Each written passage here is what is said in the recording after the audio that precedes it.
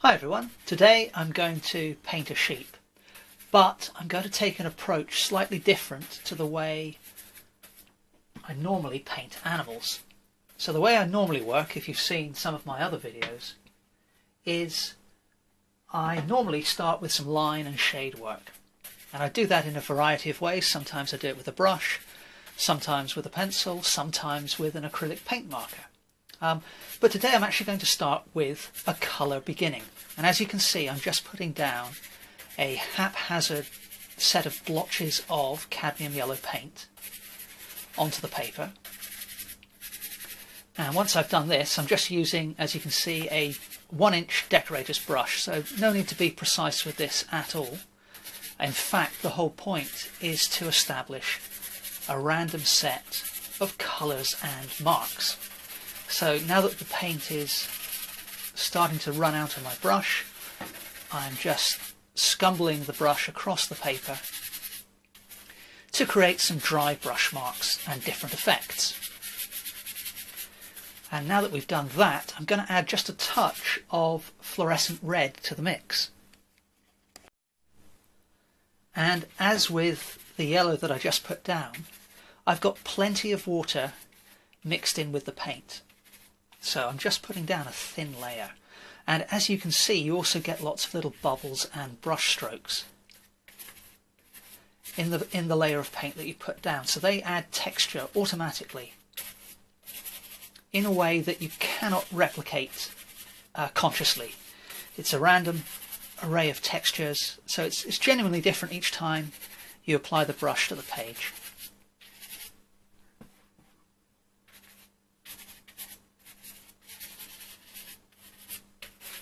Now, this technique of using a colour beginning you can use not just for painting sheep or animals, but for literally anything you do if you so desire. I did a little series of videos called Too Busy to Paint, Focus for 5. And in that series of videos I actually used a colour beginning to start a painting depicting a crowd in a city scene. So you really can do a wide range of subjects. Now, having done that, I'm going to add just a little bit of burnt umber to the mix and do the same again.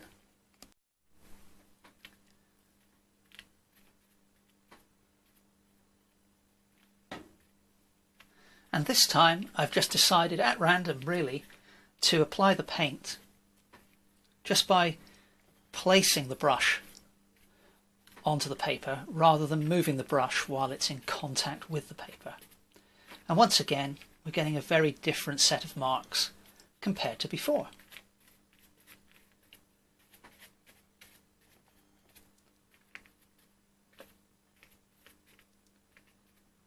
So I think that's my colour beginning pretty much finished. So now we just need to take a break and let the paint dry.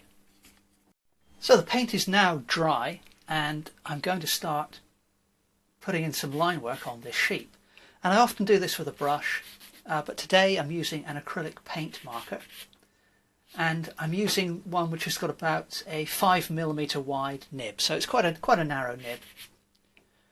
And one of my favourite colours for doing line work is usually ultramarine blue, or even a lighter blue, in fact. But today I thought I'd do something a little bit different, and I'm going with a purple. Perhaps that was because I've used a lot of yellow in the background. And purple and yellow are complementary colours. Then again, it might have been just random. I don't know. No particular rhyme or reason, to be honest. I just thought I'd try something a little bit different today. So, as you can see, I've started to put in some line work to describe the outline of the head and the ears of the sheep.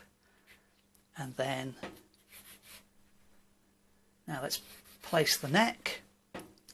And sheep, as I'm sure you know, have these wonderful ringlets of wool going around their neck, so we'll just indicate a few of those just to begin to show the three-dimensional quality of the neck. And then the chest comes down here and tucks in so that the top of the leg is more or less directly below the nose. And then the wool on the other foreleg comes down a little bit lower.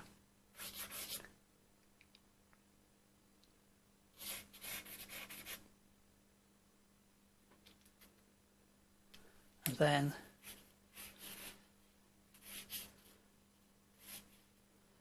the back, or the first part of the back at least, is more or less horizontal. Then it dips down a little bit, and then it's rather more rounded as we go towards the rear end. And then we sweep down, and we need to give the sheep its belly as well, so nice curve to the belly there.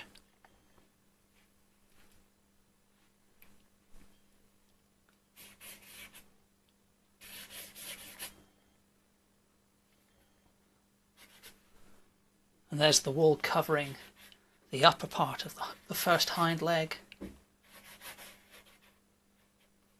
The other rear leg is peeking out around about here.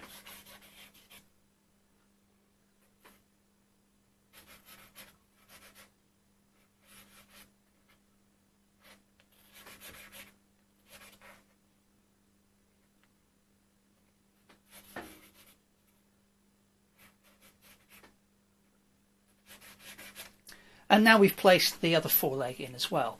So as you can see, I'm not going to have enough room to include the feet of this particular sheep, but that's okay. What I'll do is I'll put the animal in some long grass, something like that, so that it still places him in an environment. Now, having done the line work, I need to check I've got my proportions reasonably correct. So one of the ways I do that is I'll take a brush and I'll place the handle of the brush, the tip of the handle, on the chin, and then I'll place my finger level with the top of the head, and then I will compare that distance to the distance from ear tip to ear tip, and in this case, in my drawing, they are about the same. So I'm now going to do that. You won't be able to see this, but I'm now going to do that with my reference photo. So I'm holding my arm out straight, and those proportions are about the same in the reference photo as they are on my drawing, so that's okay.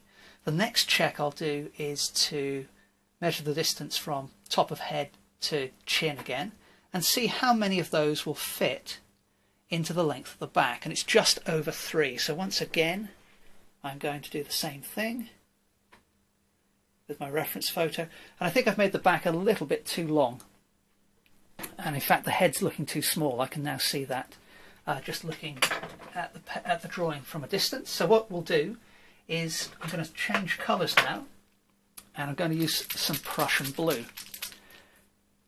So there are 2 ways to go now. I could either try and shrink the body, or I could increase the size of the head. But before I do that, what I'll do is I will just check how tall the body is compared to the length of the body, and it's just over halfway. So that proportion's not too bad. So I think the main thing I need to fix is the size of the head. Now, on my reference photo, the distance between the top of the head and the bottom of the head is about the same as the distance between here and here. So I'll just check that again. Yes. So I think I've made the head too small. This is essentially the problem. I need to make it a bit bigger. So I'm going to use a different colour to do that. And we will just do a little bit of surgery on the sheep. Thankfully, the surgery is pain-free. And hopefully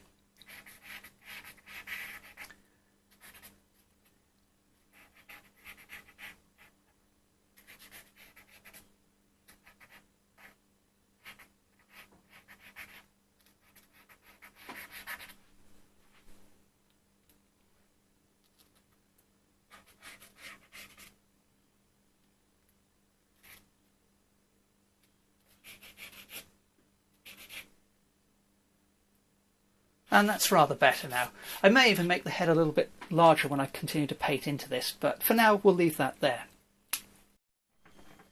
Now that we've got the outline of the sheep reasonably well established, I'm going to take a 3/4 of an inch flat brush, and I'm just using a thin mix of burnt umber conventional acrylic, and I'm going to use this to begin to describe the shadow areas on the sheep. Now, because I'm applying the paint very thinly, this has 2 effects. The first is, just like when we put down the first layer of paint, we're going to get a lot of texture and brush marks in the paint. We may even get a few trickles of paint, And because we're describing because we're describing wool, all of those random bits of texture and different bubbles and brush marks will help describe the random nature of all the different parts of the wool tangling with each other and falling on top of each other. The second effect that the thin paint will have is that some of our underlying colour beginning will show through, and that's great. That's what we want, because that will add yet another subtle layer of complexity to the work.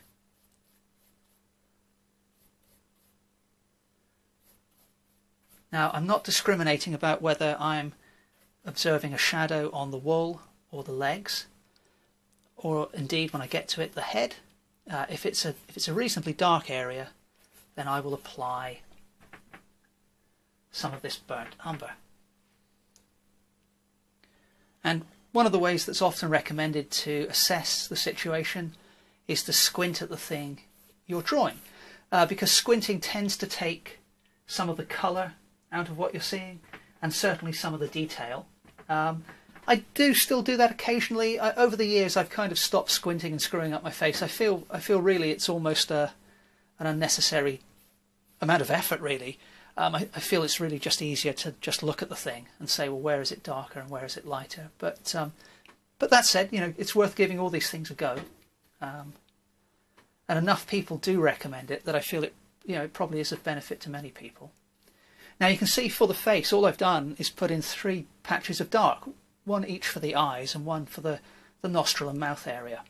But very quickly, we're starting to establish a sense of light and dark. So the next thing I'm going to do is I'm going to apply a light blue to the background to better define the outline of the sheep.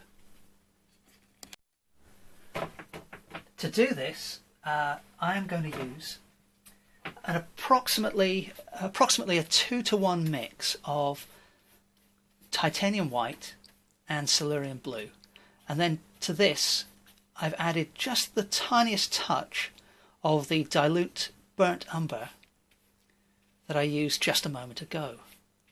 And I've done that just to stop the blue I'm putting down being a little bit too pure and a little bit too comic booky. It just knocks back the vibrancy of the blue a little bit and makes it a little bit more realistic.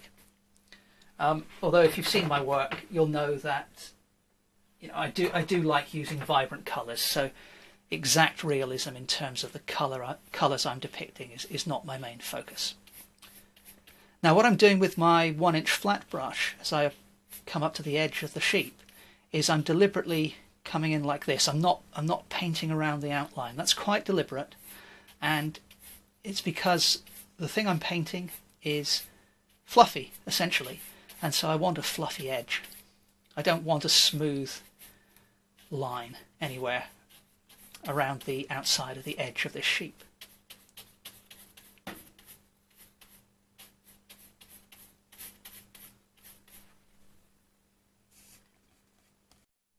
Now, having more or less run out of paint on the brush, I've just mixed up some more of the light blue, but I put rather more of the titanium white in this time.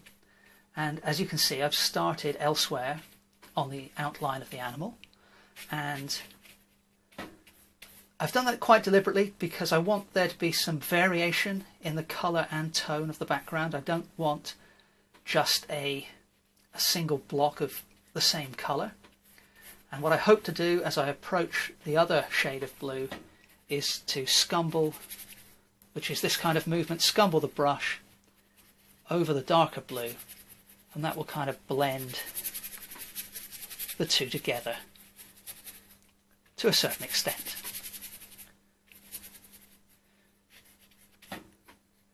I just need to fill in that little nook there. So you can see that very quickly, by isolating the sheep from the colour background, by putting this blue layer in, the sheep is very much become a thing on the page now. Now I'm going to just scumble the background down here as well, and I've deliberately made the blue come down to a lower level here than I have here, so that our horizon line isn't just completely horizontal, it's going to be coming down at some kind of angle. Okay, as I currently have blue on my brush, I've just mixed up a darker shade of the blue, so I've added a lot more of the Silurian blue. Still quite a dilute mix, and I'm now going to apply that rather gently over the areas which one would normally consider to be white. So, for example, the sheep's face is very much a white face for this particular sheep, and so I'm going to use that this blue rather, to just paint over some of the warm yellows that we have in those areas at the moment. So that will include the face that I've just done, the edges of the ears, and also the legs, or the lower legs at least, the parts which aren't covered by wool. Now I don't want a complete covering here. This is simply acting as an intermediate layer. And having done this, I'm just going to drag the brush very, very lightly over a few select areas of the sheep's body where the wool is covering it. And again, I'm choosing the direction of my brush strokes quite carefully, because I want these to help me describe the contours of the wool.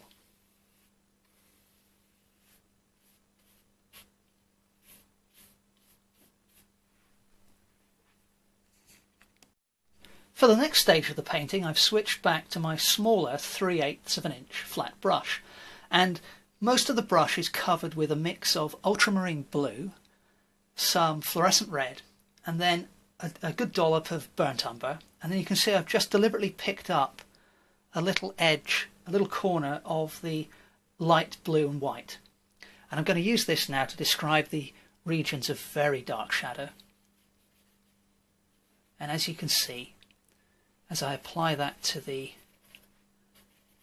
painting, that bit of white gets mixed in, and it just adds a little bit of variation to the marks that we're putting down.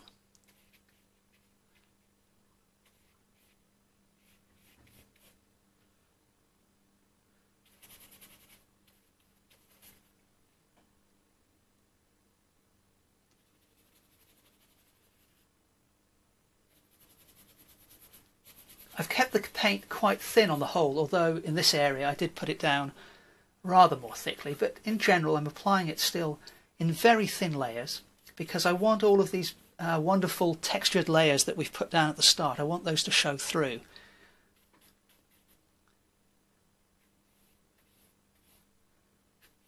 And so by just dragging the brush lightly over these areas, I'm not making too big a commitment. If I want to add a little bit more colour later on to these areas, then it won't be too difficult for me to do that.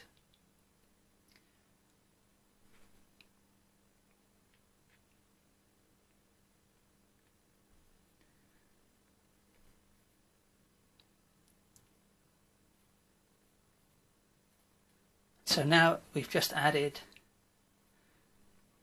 some very dark areas for the eyes and the nostril area. And I think that's probably enough of the very dark colours for now, at least on the animal.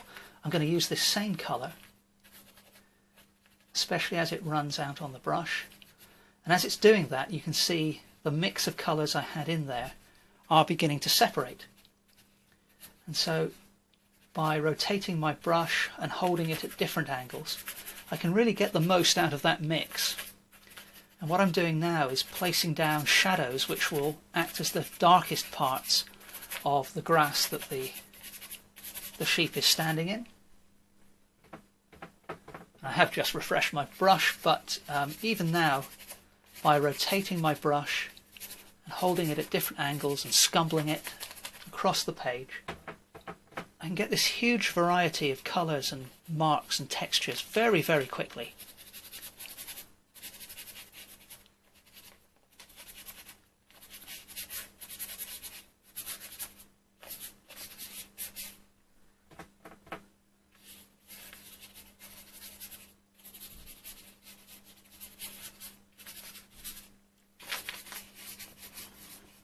And we'll come back to this region later on and put some highlights on it. But the next thing is to get back to the sheep itself. Next up, I've got some pure titanium white on my brush, and while the brush is heavily loaded, I'm going to apply the white to the regions where I want a good coverage. So that's either where the light is striking the sheep very, very strongly, or just regions like the legs, which are pretty much pure white in some areas at least. And the same is true for the head. But notice that I am still applying my brush, or rather I'm applying my paint using the brush in such a way that I'm describing the contours of the surface I'm painting, or I'm describing the way that the hair or the wool is falling over the surface, or simply to describe the shape.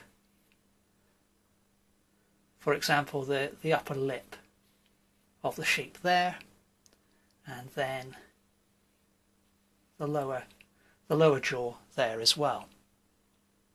And once again, because I've kept the paint fairly dilute, some of that blue that I put down before, and some of the yellow even from our colour beginning, some of that's going to show through. And it just makes for a much more multi-dimensional image than if we just started to try and get the correct colour immediately. Now, the left side of this part of the sheep is catching the light, so I'm just applying the white very thinly, but notice I'm keeping a ragged edge to simulate that sort of fluffiness that these animals have.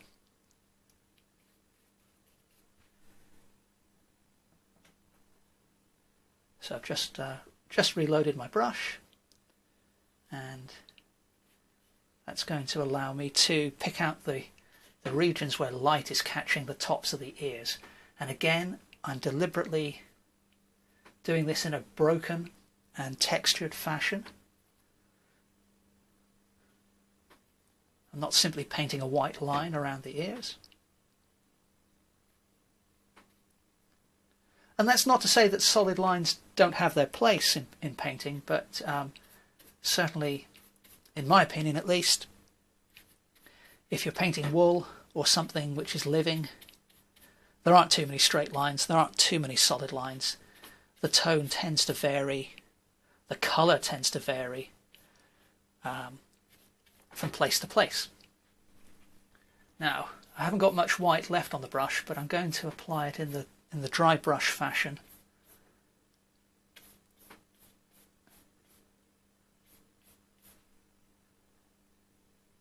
To start to create this feeling of wool.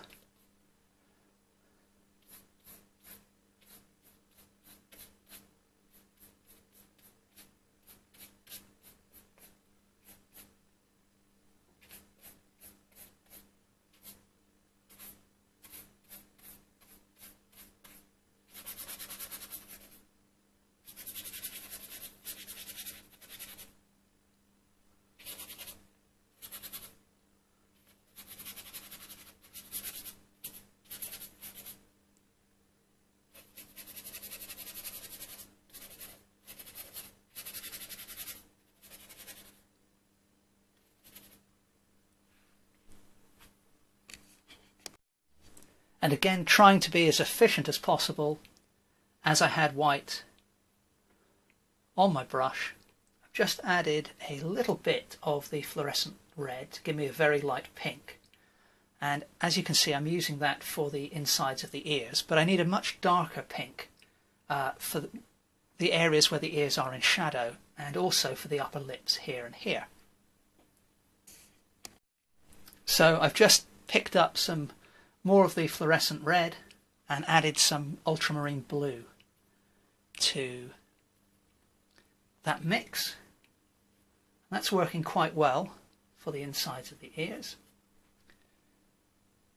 And I'm going to put a little bit of that colour on the upper lips there.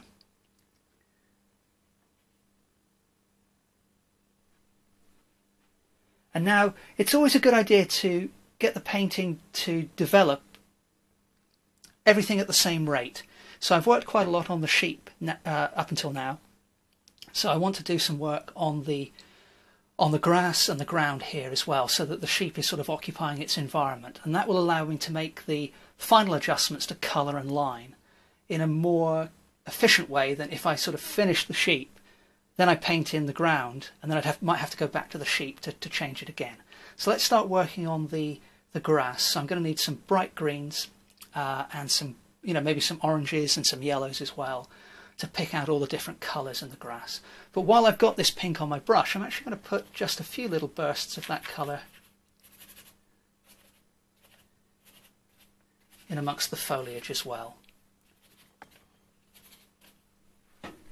And in order to paint the grasses, I've got another flat brush with some fluorescent green, quite a good healthy dollop of cadmium yellow, and then just a touch of titanium white. And I'm going to use this to start to put in some grass over the top of the darker colours that we put in before. And once again, we'll get a mix of effects and colours by keeping the paint fairly thin and applying the brush in different ways. So in particular, what I'm keen to do is, you see this area of yellow under the belly of the sheep, I'm keen to convert that to a green by applying this thin layer of green over the top, because at the moment the sheep is rather disappearing against the background, and that's not something we want.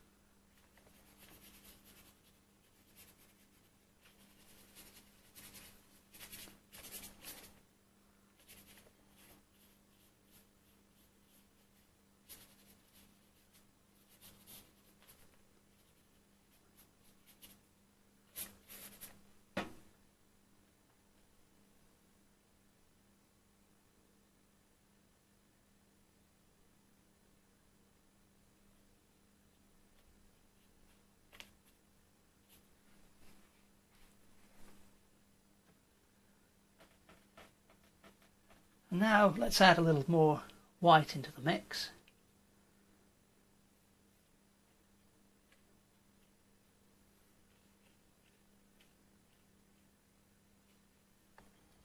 And for now that will do. That area isn't finished yet, but it has helped me to define the sheep a little more clearly. The next stage is to add some thicker layers of paint. So I've gone back to my smaller brush and pure titanium white, and I'm going to apply that selectively around the painting. So I'm picking out the areas that are very, very bright. Now, I generally avoid using too much pure titanium white in a painting, because in order to make that white really stand out, you need less of it around it, so there's a decent contrast. So when I've finished with this particular brush load of pure white, that will probably be, I can't say for sure, but that will probably be all the pure titanium white that I'll use. And that's not to say I won't be using some very light colours in just a moment, but I will add a little something else to the mix. So they may not show up that well on camera, but they will actually be off-whites.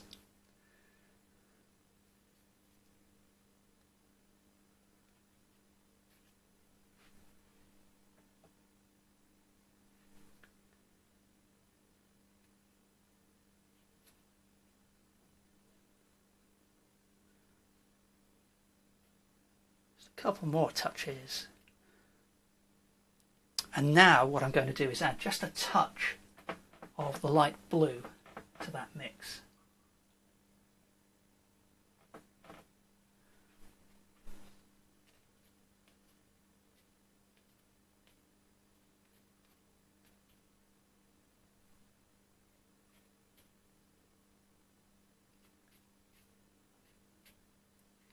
And as you can see, what I'm doing is I'm gradually obliterating the marker acrylic outline that I put down earlier. I don't mind if some of that shows through, but I don't want too much to be apparent.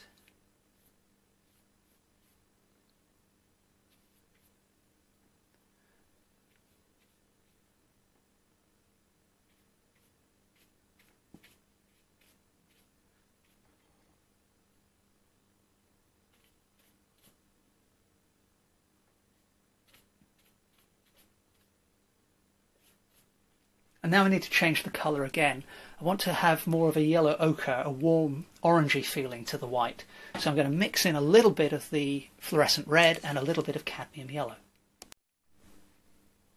And having done this, it's not really a white anymore, but it is a colour appropriate to the sheet that I'm painting.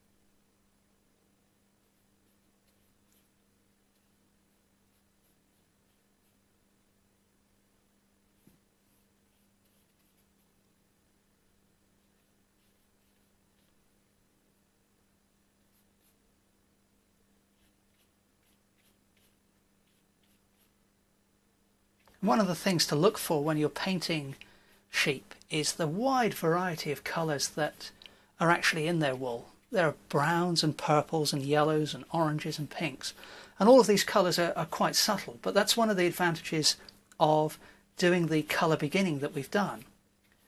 Some of that work has already been done for us. Next up, I've gone back to pure ultramarine blue. And I'm going to use this to just include some outlines in specific areas where I really want to enhance the line a little bit. So at this stage now, I'm looking less and less at my reference photo and more considering what will work for this particular image. So the further into a painting I get, the more the picture becomes a life, it has a life of its own. I want to create some, I'm not ever really trying to replicate the photograph, I'm simply using it as a reference.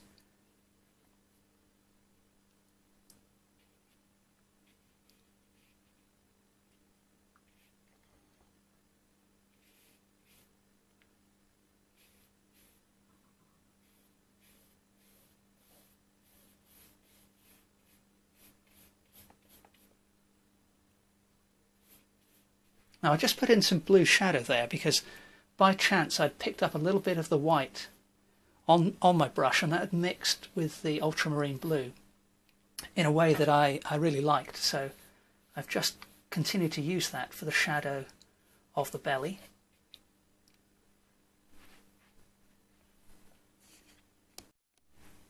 And in keeping with that same region of the spectrum, I've now mixed up a light purple, which I'm just going to apply to a few places here and there.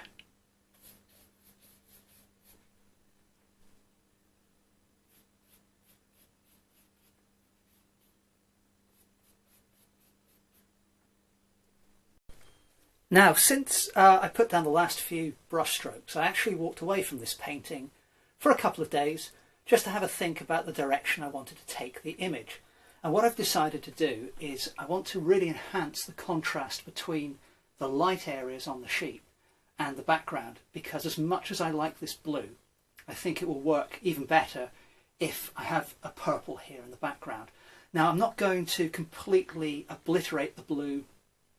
I'm going to have some of that showing through, but I'm now switching to my Atelier interactive acrylics, and I've mixed up a purple with some cadmium red, some ultramarine blue, and some magenta. And as you can see, that's producing this deliciously dark purple, and I'm just applying that to the background fairly steadily and gently at the moment.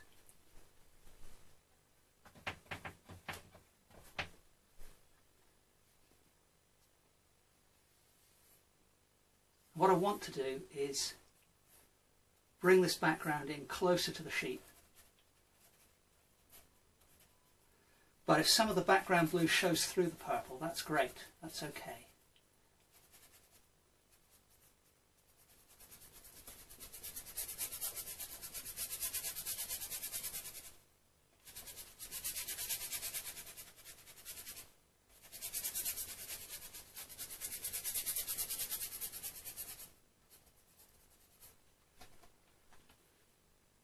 And I think what I'll do now is I'm going to spray the interactive acrylic with some water, and that's going to allow me to extend the paint in a gradually thinning layer over to the left. And I'm going to continue the darker background around the head of the sheep and increase the contrast there as well, to really kind of pick out the light that is catching on top of the sheep's head and ears. Now I haven't finished the head yet, I need to include some extra detail there, and we'll do that in just a moment. But for now, we just need to take this darker colour around to the left side as well.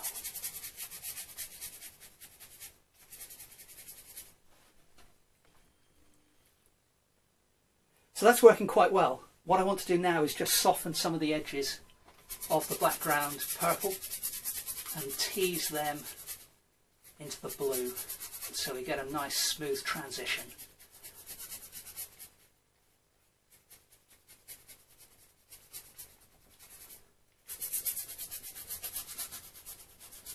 And the paint's still wet here, so I can kind of lift some of that off a little bit and still move it around. But I quite like the textured look that I've got with the background there.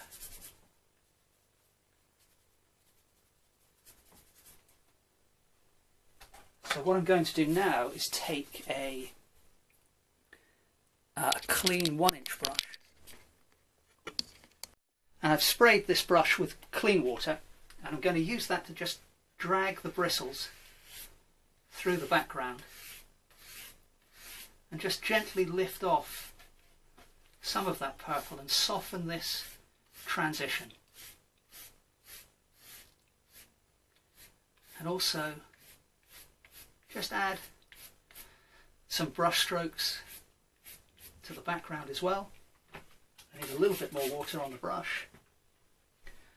Going to give this side the same treatment.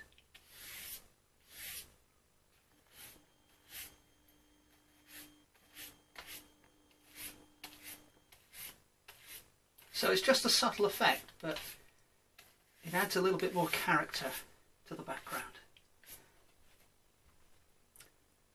Great, so I'm quite happy with that now. It's kind of a stormy sky in the background with bright sunlight on the sheep.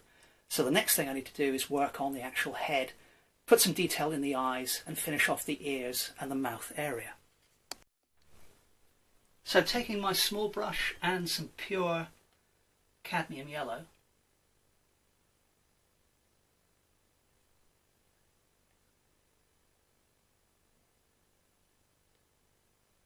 just added a little bit more detail to the eyes of the sheep, and I'm just adding a little touch of cadmium red to the pure yellow, and just including that on the eyes as well, just to vary the colour a little bit. Next, I've taken that same brush and I've wiped it off with a paper towel, but I haven't actually cleaned the brush. and then I've loaded the brush with some cadmium white. So what's happening now is, as I'm applying the white, there's still a little hint of the yellow that in the colour that I put down. So it's not a pure white, it's a little bit off.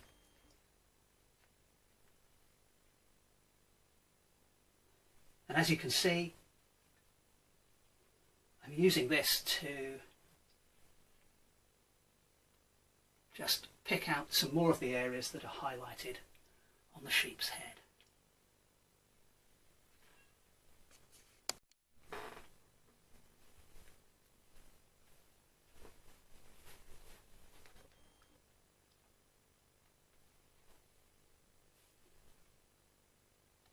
And as we do this, we can add a little bit more expression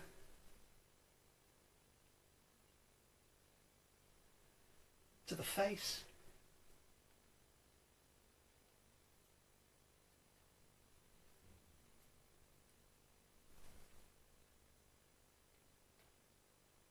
And really start to make some final decisions about how we want this sheep to look.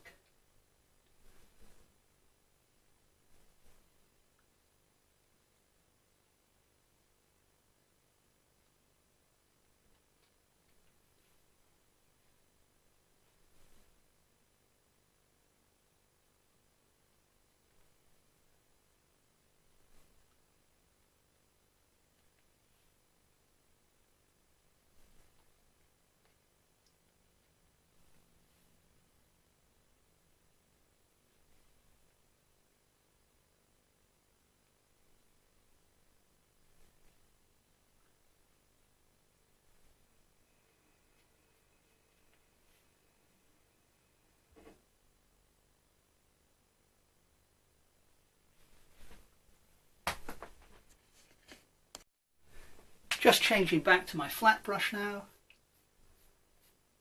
I want to add an area that's a bit lighter to the top of the back here by the head.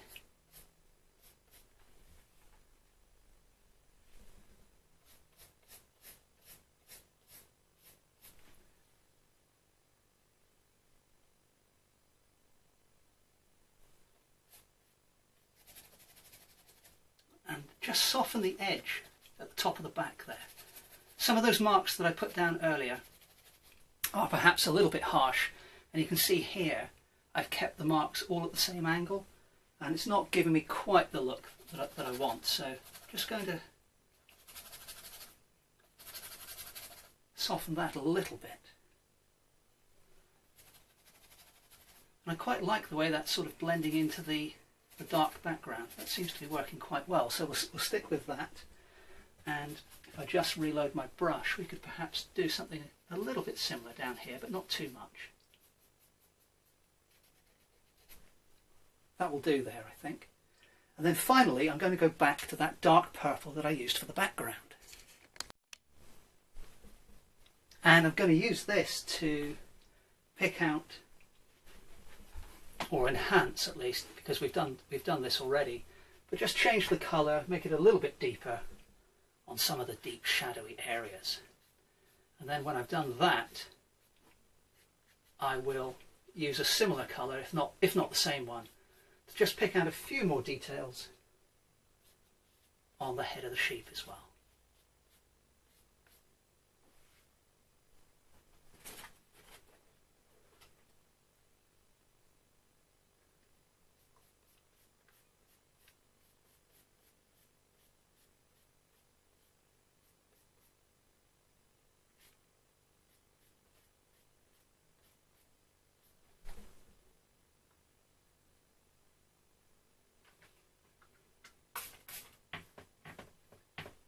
Just sprayed the brush with water. I'm just going to introduce a hint of this darker colour overlaying the hindquarters. Just to add a little bit of texture and a bit more variation in colour in that region. And then I think I'm pretty happy with the body now. I'm happy with the background. I'm going to leave the grass. My original intention was to come back and work into that in more detail, but I quite like the sort of haphazard, underworked characteristic of that. So now I'm just going to go back to the head and put in a few final fine lines.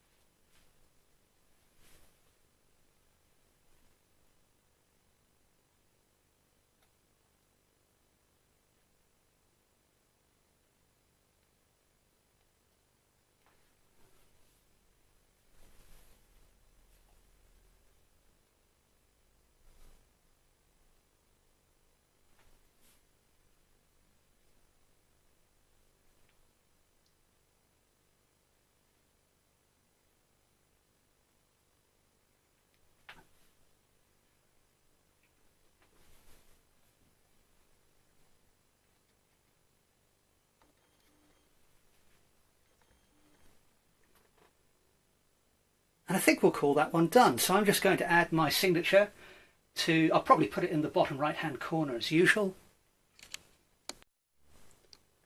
And I think we'll call that one finished. So let me just zoom in and show you some of the detail on the sheep's head. And the body there. Okay, so just giving you a slightly better look at the brushwork and the detail on the face. And I really feel that adding that darker background has really transformed the painting, really.